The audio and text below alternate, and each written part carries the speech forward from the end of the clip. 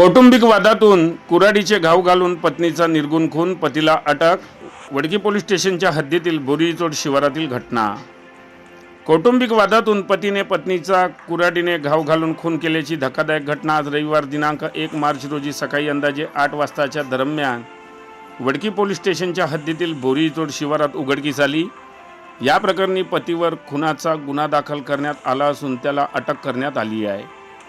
वैजंतीमाला श्रीनिवास येलके वय 45 वर्ष राहणार बोरीचोड असे खून झालेल्या महिलेचे नाव आहे, तर श्रीनिवास येलके वय 50 वर्ष राहणार बोरीचोड असे आरोपी पतीचे नाव आहे। मिळालेल्या माहितीनुसार वैजंतीमाला व श्रीनिवास या पतीपत्नीचे घरगुती कारणावरून नेहमी वाद व्हायचे। शनिवारी दुपारच्या दरम्यान वैजंतीमाला व श्रीनिवास हे दोघे पतीपत्नी आपल्या मालकीच्या शेतात तुरी ठोकायला गेले होते। पत्नी तुरी ठोकत असताना पतीने नेहमीच्या वादातून व अपमानातून सुटका मिळावी म्हणून पती श्रीनिवासने कुऱ्हाडीने पत्नीच्या गळ्यावर वार करून तिचा खून केल्याचे पोलीस तपासात निष्पन्न झाले आहे।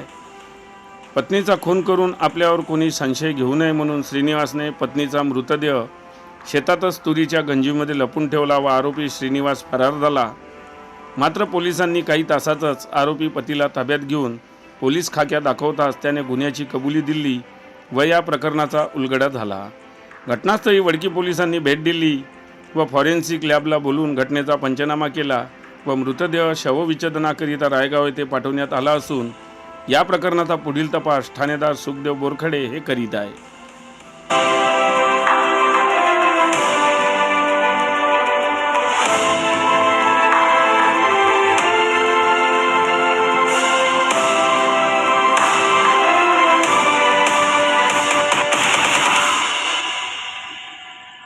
बातम्यांशी अपडेट राहण्याकरिता आजच आमच्या चॅनलला सबस्क्राइब करा आणि बेल आयकॉनवर क्लिक करा।